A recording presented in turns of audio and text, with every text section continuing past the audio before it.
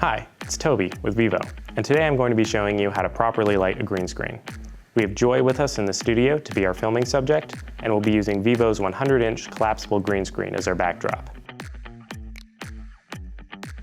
Our first tip today is to put as much distance as possible between the subject and the backdrop. Optimally, you want to light the green screen completely separately from the subject. This will minimize light spill and make overall lighting a lot easier.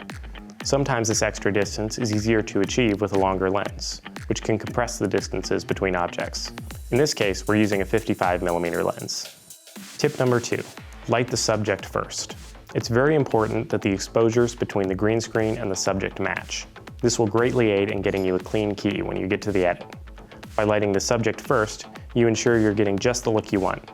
Tip number 3, use soft light on the green screen.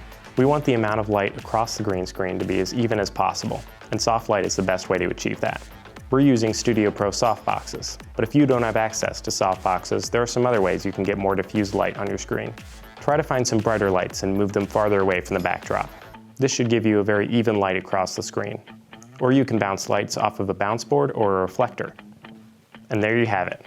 Your green screen is all lit and ready to film. We're going to be posting some videos on how to key out the green screen soon. Follow us on social media so you can know as soon as those are posted.